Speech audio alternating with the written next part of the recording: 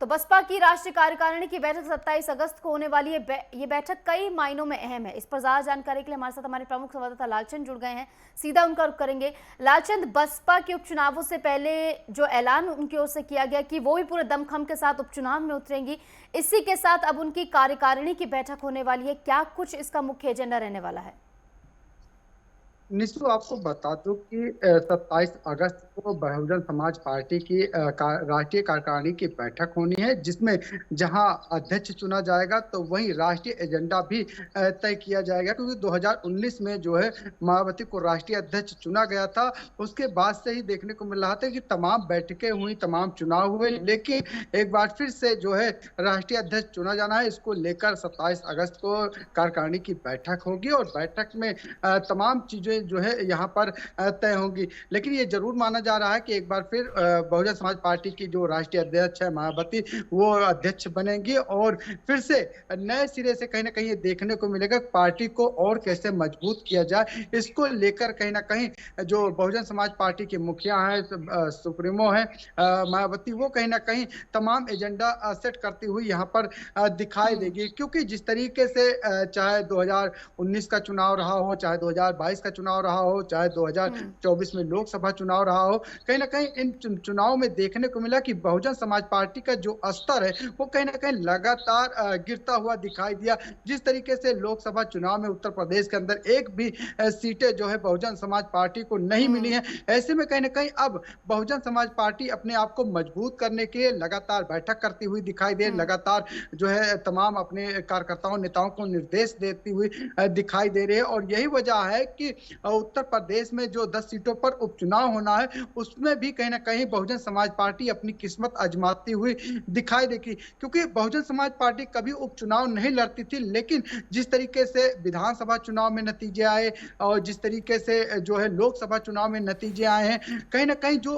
उनकी जमीन खिसकी है, उस जमीन को वापस पाने के लिए कहीं ना कहीं जो है अब बहुजन समाज पार्टी की मुखिया मायावती लगातार पार्टी को मजबूत करने का काम करती हुई दिखाई दे रही हैं। और ये माना जा रहा है कि जहां 10 सीटों पर उपचुनाव को लेकर अभी से वो तैयारी करती हुई दिखाई दे रही है। उन्होंने बैठक भी की थी, अपने पदाधिकारियों को दिशा निर्देश भी दिया और वो अब उत्तर प्रदेश के कई जिलों का दौरा करती हुई भी दिखाई दी है। तो जाहिर सी बात है, जो नतीजे आए हैं लोकसभा चुनाव के बाद, जो मायावती का वोट बैंक खिसका है, उसको वापस पाने के लिए कहीं ना कहीं अब कहीं ना कहीं बैठक का दौर देखने को मिला। और यही वजह है कि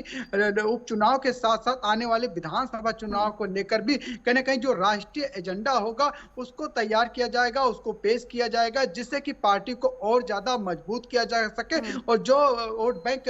जो है खिसका है उसको भी वापस लाया जा सके। कहीं ना कहीं जो बहुजन समाज पार्टी का जनादेश होता था, जनाधार होता था, जिस तरीके से मायावती उत्तर प्रदेश में कई बार मुख्यमंत्री भी रही है, तो जाहिर सी बात है उसको वापस पाने के लिए अब बहुजन समाज पार्टी कहीं ना कहीं अपने आप को मजबूत करने के लिए तमाम तरीके की रणनीति बनाती हुई दिखाई दे रही है। लेकिन ये जरूर माना जा रहा है कि 27 अगस्त को होने वाली बहुजन समाज पार्टी की बैठक में एक बार फिर से राष्ट्रीय अध्यक्ष मायावती बनेंगी और इसके बाद जो एजेंडा होगा वो भी जो है बेहतर तरीके से तैयार होगा। क्योंकि तमाम पार्टियों ने जिस तरीके से तमाम चीजों को लेकर तैयारियां की लोकसभा चुनाव में, चाहे वो आरक्षण का मुद्दा रहा हो, चाहे संविधान का मुद्दा रहा हो, चाहे बेरोजगारी का मुद्दा रहा हो और चाहे महंगाई का मुद्दा रहा हो, इन सभी मुद्दों को लेकर कहीं ना कहीं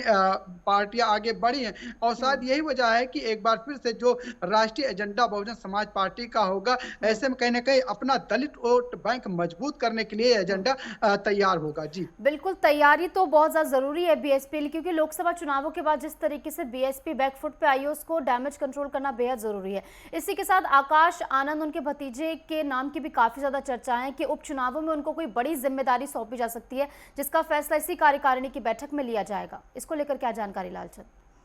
बिल्कुल, जिस तरीके से लोकसभा चुनाव में आकाश आनंद को एक बड़ी जिम्मेदारी दी गई थी, लेकिन जिस तरीके से वो लगातार प्रचार प्रसार कर रहे थे, जनता के बीच जा रहे थे और उनका प्रचार प्रसार का असर भी दिखा था, लेकिन कहीं ना कहीं जो उन्होंने विवादित बयान दिया था उसको लेकर जो है मायावती ने एक बड़ा एक्शन लिया था और उन्हें पद से हटा दिया था। लेकिन अब ये माना जा रहा है कि एक बार फिर से आकाश आनंद को बड़ी जिम्मेदारी मिल सकती है। क्योंकि देखिए कि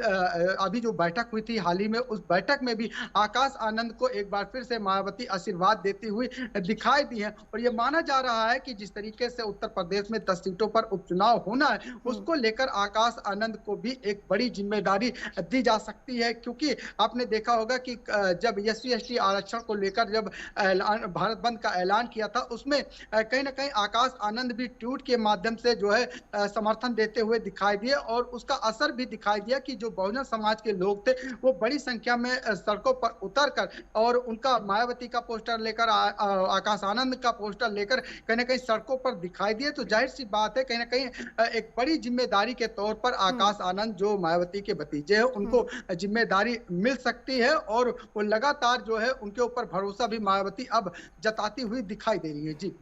बिल्कुल, भरोसा तो जता ही रही है। इसी के साथ जिस तरीके से वोट बैंक बीएसपी का खिसका है, क्योंकि दलित वोट बैंक हमेशा से बीएसपी के पास रहा है। जब पिछली बार समाजवादी पार्टी के साथ लड़ी थी तो समाजवादी पार्टी को ओवर पावर उनकी ओर से कर लिया गया था, लेकिन इस बार जिस तरीके से बैकफुट पर वो आ गई हैं, तो इसको लेकर क्या खास रणनीति बीएसपी की ओर से बनाई जाएगी कि अपने उस खोए हुए वोट बैंक को वापस पाया जा सके?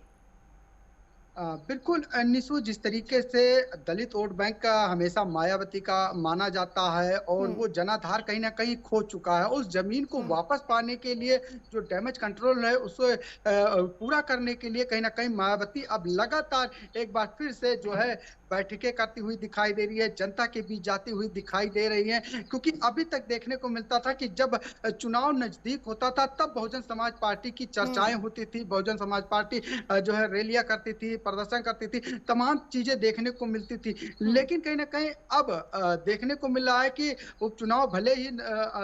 अभी तारीखों का ऐलान नहीं हुआ है, लेकिन बहुजन समाज पार्टी पूरी तरीके से अब एक्टिव दिखाई दे रही है। लगातार जो है चर्चा में बने रहने के लिए, चाहे सोशल मीडिया के माध्यम से, चाहे जनता के बीच जाकर कहीं ना कहीं अपने जो वोट बैंक जो घटा है उसको लाने के लिए, उसे मजबूत करने के लिए कहीं ना कहीं अब लगातार जो है बैठक का दौर भी दिखाई दे रहा है, जनता के बीच जाने का भी दौर दिखाई दे रहा है। अपने पदाधिकारियों को, कार्यकर्ताओं को भी निर्देश दिया है कि जनता के बीच जाएं और जो बाबा साहब के